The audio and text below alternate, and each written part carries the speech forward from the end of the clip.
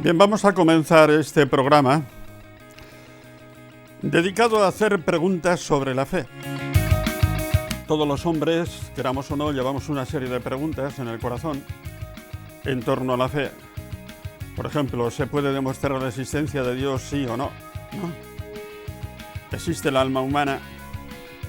Preguntas sobre el más allá. ¿Estamos ciertos de que existe el más allá o es una suposición? Y en todo caso, ¿cómo entender que Dios pueda castigar a un hombre con el infierno? Y eso del cielo pues no es un rollo, ¿no? Son las preguntas que llevamos dentro y a lo largo de estas grabaciones vamos a ir sacándolas poco a poco. Sois vosotros los jóvenes los que vais a preguntar, ¿de acuerdo? Vamos a dar vueltas al tema de la existencia de Dios. Vamos a ver si podemos estar seguros de su existencia, si hay pruebas de que existe o no, ¿no? Entonces empezamos por la primera pregunta que tengáis ya preparada. Muy bien, pues ya nos queda hablar simplemente un poco del purgatorio y del cielo. ¿Entendido? Hemos dejado el cielo para el final, porque allí pensamos ir todos, ¿no es cierto? ¿No? Los que estamos aquí al menos. Entonces vamos a ver que yo empezaría por el purgatorio, un poquito, ¿no? Y después pues hablar del cielo en todas sus dimensiones. ¿Quién hace la primera pregunta? Yo, ¿qué es el purgatorio? Vamos a ver. El purgatorio es... Hay 3 números en el catecismo preciosos sobre lo que es el purgatorio, por qué la Iglesia cree en el purgatorio. Y viene a decir ahí el catecismo que el purgatorio es aquella condición en la cual vamos los hombres que habiendo muerto en gracia de Dios, es decir, sin pecados graves, no somos santos todavía. Y claro, no podemos entrar en el cielo si no somos santos. Entonces el lugar donde tenemos que completar nuestra santidad mediante la oración, la penitencia, ¿no? Etcétera. Entonces se sufre en el purgatorio. Quizá no sea la palabra más adecuada. Es decir, digamos, se ora, se hace penitencia, ¿no es cierto? Pero una penitencia ya que salva, ¿me entiendes? No es un castigo, digamos, es, conquistar aquella santidad que no hemos logrado en este mundo. Cuando la Iglesia canoniza a una persona, la canoniza porque sabe que está en el cielo. Y sabe que está en el cielo pues porque le hace un determinado milagro. No es cierto que solamente si se está en el cielo se puede hacer. Yo cuando me muera no voy a ser tan santo, que por esto lo tengo muy claro, como Juan Pablo II, ¿no es cierto? ¿No? Y Juan Pablo II pues se muere y se va al cielo, yo diría, en línea recta. De tal manera que la canonización de Juan Pablo II ha sido pedida, digamos, por suscripción universal, ¿no es cierto? Todo el mundo ha gritado diciendo, a este Papa hay que hacerlo santo, ¿no? Lo antes posible, porque si este Papa no es santo, no lo ha sido nadie, ¿no es cierto? Y la Iglesia dijo, sí, estamos de acuerdo, pero tiene que seguir el mismo procedimiento, entendido que siguen todos los demás. Por lo tanto, tiene que haber un milagro que certifique que está en el cielo. El milagro se dio y entonces lo beatificaron. Y allí estuve yo en la beatificación. Quise estar en primera línea y lo conseguí, ¿no? Y es la vez que más he disfrutado en mi vida en la plaza del Vaticano. Y entonces, bien, Juan Pablo II no ha pasado por el purgatorio, yo sí, porque no soy santo como él, ¿no es cierto? Y tú seguramente también, no te preocupes. No es un castigo, es un tiempo de... Pongamos un ejemplo. Una vez, en una tanda de ejercicios que yo di, había una chica de 15 años que había venido a hacer la tanda de ejercicios en el fondo porque se quería confesar. Había cometido un aborto, ¿no? La chica tenía un peso de conciencia tremendo y lo que le interesaba era quitarse ese peso, pedir perdón, ¿no? Y recibir el perdón de Dios. Cuando esa chica se confesó, pues yo le di la absolución. Porque yo no sé si sabéis una cosa, que el aborto es un pecado que está reservado para su perdón al obispo. ¿Lo sabíais eso? Pero si esa chica no sabe que el pecado del aborto tiene esa reserva, ¿no? Pues no incurre en ella. y le puedo confesar yo, y le puedo perdonar yo. Ese es el caso, yo le di la absolución. Y yo le dije, ya está, Dios ya te ha perdonado eso. Y la chica me dice, demasiado fácil. ¿Qué quieres decir? Pues porque aunque Dios me haya perdonado, yo necesito todavía mucho tiempo para volver a estudiar. Yo he interrumpido mis estudios con todo esto. Necesito tiempo para volver a la parroquia, a misa. Necesito tiempo, esto me impresionó, para volver a sonreír. Porque ya no puedo sonreír. O sea, esa chica ya estaba perdonada, ¿me habéis entendido? Pero ese pecado había dejado en ella unas consecuencias, una situación irregular, ¿no es cierto? Eso es el purgatorio, el tiempo que necesitamos para hacer que ese arrepentimiento sea perfecto. ¿Ya habéis entendido? Llegue hasta todas las fibras de nuestros labios incluso, ¿no es cierto? ¿No? Eso es el purgatorio. Y se lo hice explicar a la chica, se lo expliqué a la chica, ella me entendió. Y entonces vete a misa, comienza ya a comulgar, todo eso te irá purificando, ¿no es cierto? ¿No? Y llegarás a tener por la santidad que tiene que tener un cristiano. Eso es el purgatorio, ¿me habéis entendido? No es un castigo de Dios cuanto digamos, una exigencia que tú necesitas si quieres entrar al cielo, porque al cielo solamente se puede entrar si tenemos la condición de santos. ¿Me lo habéis entendido eso? Eso es. Pero ahora vamos a hablar entonces, ya que he explicado un poquito de lo que es el purgatorio, ¿no? Es un lugar de oración, es un lugar de penitencia, de acuerdo, pero una penitencia que es arrepentimiento de tus pecados. ¿Entendido? ¿Es un cierto dolor? Pues puede ser un cierto dolor, ¿entendido? Pero un dolor con esperanza, claro, porque la única salida que hay del purgatorio, la única puerta que hay es una puerta que lleva al cielo. ¿Me habéis entendido? ¿No? No hay más que una puerta de salida y lleva al cielo. Por lo tanto, no es, digamos, el sufrimiento de una persona que sabe que se puede condenar, no es eso. ¿Me habéis entendido? Es el sufrimiento de una persona pues que todavía se da cuenta que tiene que purificarse para llegar a la santidad. Entonces, hay mucha gente que se pregunta que bueno, si tenemos que pasar por el purgatorio es porque hay cosas que no se pueden hacer y que hemos hecho y que hay que purificar, ¿no? Pero hay mucha gente que piensa que algunas de esas cosas son divertidas, ¿no? O que les gusta, ¿no? Pues quizás pues tontear con una chica o bueno, hacer pues como pequeños pecados o más grandes, ¿no? Entonces, la pregunta es que a veces quizás el cielo pueda parecer una cosa aburrida, ¿no? Pues ahí de repente mirando Vamos a ver cuál Dios. es la pregunta, porque ya hemos hablado de lo que es el purgatorio, ¿no es cierto? Sí, no. Para ir al purgatorio hay que ir en gracia, no se va si no se va en gracia de Dios. ¿Me entiendes? Es decir, si tú mueres con pecados graves, ¿no es cierto? No vas al purgatorio, ¿no? Te condenas.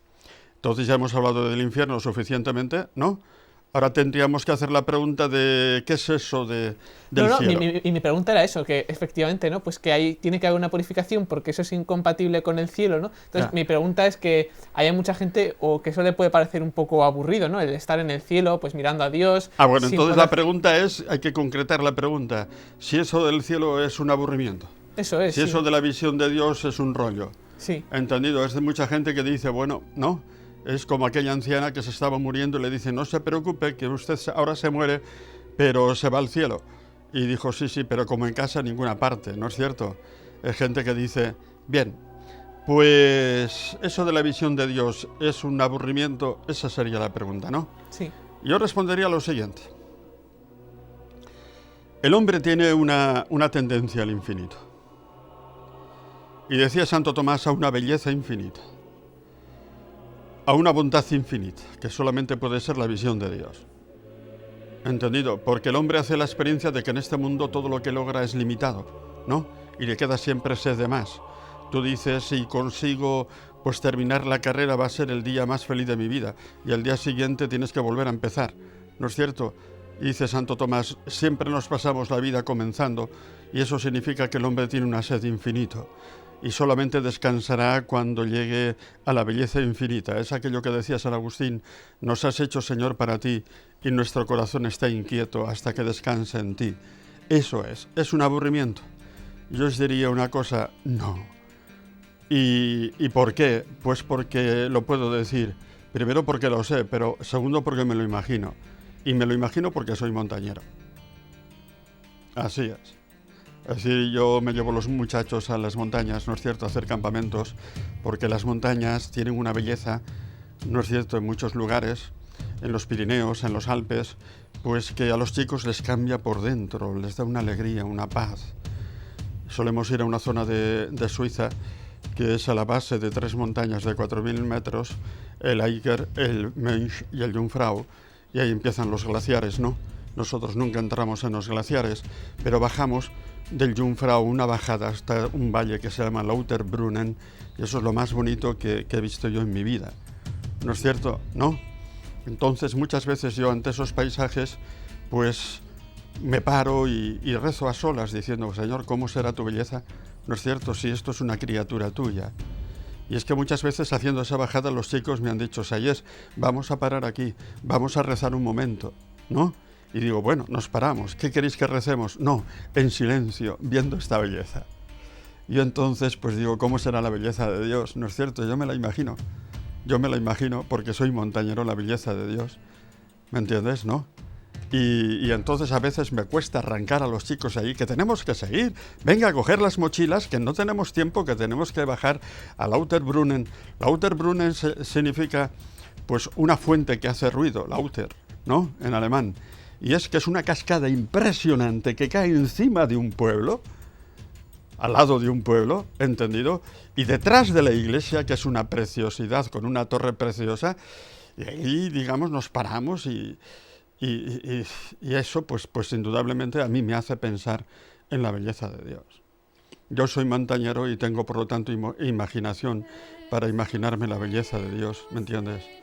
No me falta la imaginación, gracias a Dios a que soy montañero. Y me explico, que este año, la última vez que estuvimos ahí, yo hago la misa cuando llegamos a los glaciares y los chicos se ponen en una rampa sentados, ¿no? Y yo en una zona llana, allí ponemos un altar que hacemos con las mochilas, me he visto de cura, hacemos la misa y resulta que celebrando la misa vinieron unas vacas que se me pusieron detrás, ¿no? Unas vacas preciosas, enormes, que se me pusieron detrás y los chicos estaban partiendo de risa y dice uno, aquí los suizos no van a misa, pero las vacas sí. ¿Entendido? ¿No? Era tan bonito aquello que yo creo que aquellas vacas que dijeron, vamos a gozar del paisaje con estos españoles que han llegado aquí, ¿no es cierto? ¿No? Era impresionante. Yo me imagino el cielo, me lo imagino totalmente. Por eso, porque soy montañero. Y no sé si puede decirnos un poco más, si es capaz de... Es que el cielo es mucho más todavía. Es gozar de la victoria de Cristo Rey. Cristo es Rey. Hace poco hemos celebrado en la liturgia la fiesta de Cristo Rey, ¿no es cierto? Pero claro, Cristo no gobierna en este mundo, ¿no es cierto? No triunfa en este mundo como Rey. Muchos se ríen de él, le pueden escupir en la cara y no pasa nada, ¿no es cierto? Pero cuando Cristo venga en su última venida, entonces mostrará su realeza y entonces pues el cielo será disfrutar de la victoria de Cristo. ¿Me habéis entendido? Y a mí me basta con que en el cielo me diga el Señor, bien, Sayes, lo has hecho bien, ahora disfruta de esta victoria. ¿No es cierto? ¿No? Pues porque aquí Cristo pierde muchas batallas, se puede uno reír de él, ¿no? Se le puede escupir en la cara, él no se venga, pero por lo tanto el cielo es también disfrutar de la victoria de Cristo. ¿Entendido? Es una victoria. Y es la victoria de nuestras vidas y es el triunfo de una victoria que es definitiva, porque ninguna victoria en este mundo es definitiva. No es así, se puede perder otras batallas, pero allí será la victoria definitiva y yo me he apuntado a esa victoria. Quizás aquí voy a perder muchas batallas, ¿no es cierto? ¿No? Por apuntarme a esa, pero yo he elegido, ¿sabes?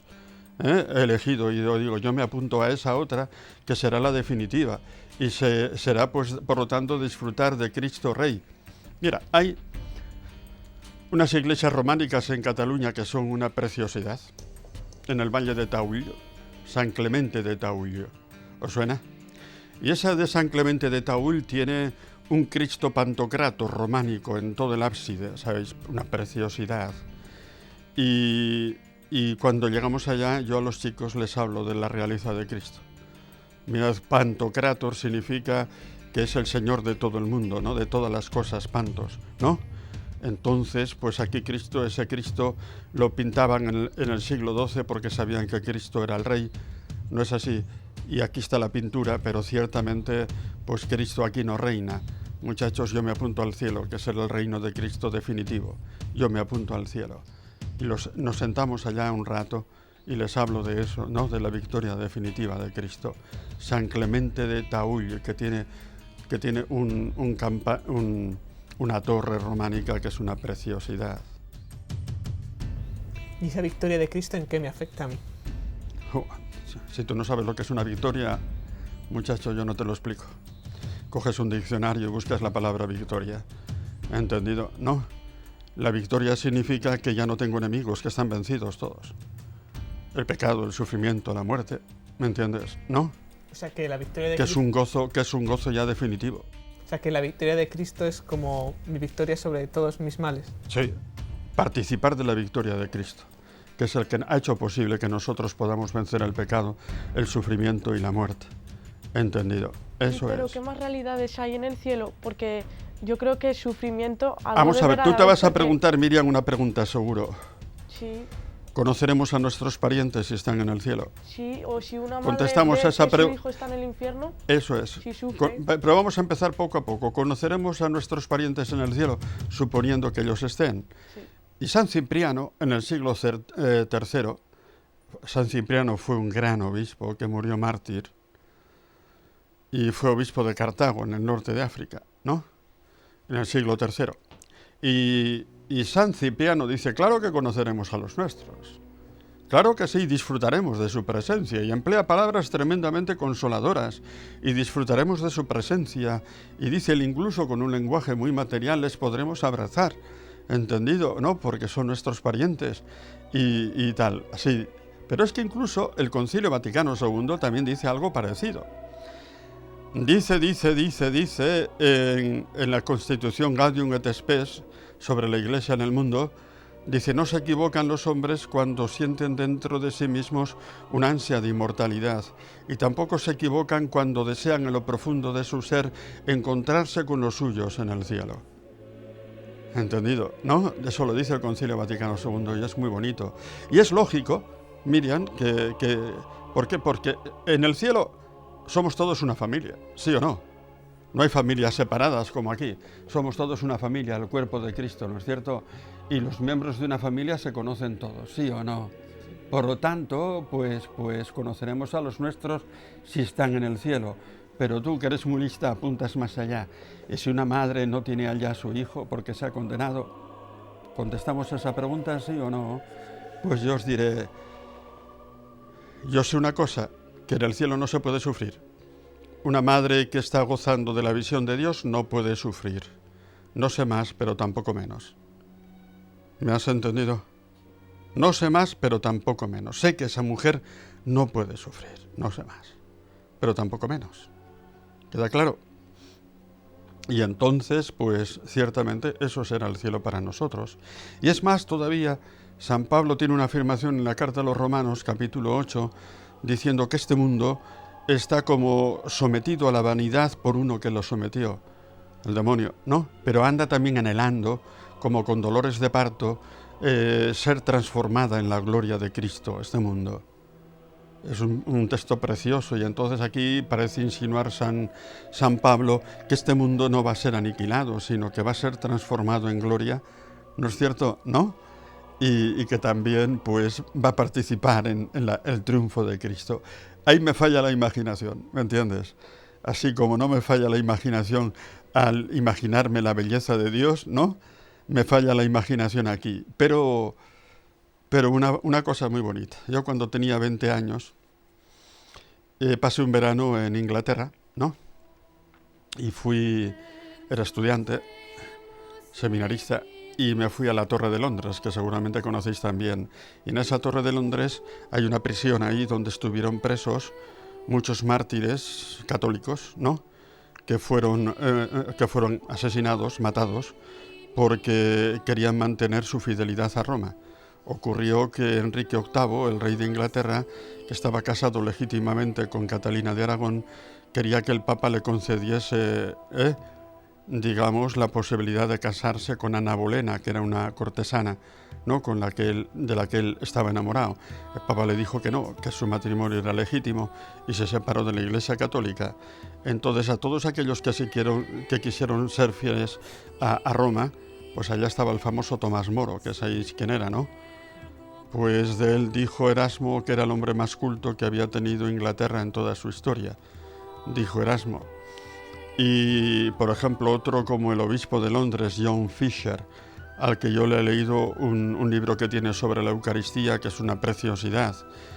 Todos esos les cortaron la cabeza, ¿no es cierto? Estuvieron presos en esas mazmorras, y en una de esas mazmorras, en una pared que ya está ennegrecida con el paso del tiempo, pues uno de esos escribió en latín Postrema Christus, que significa al final Cristo.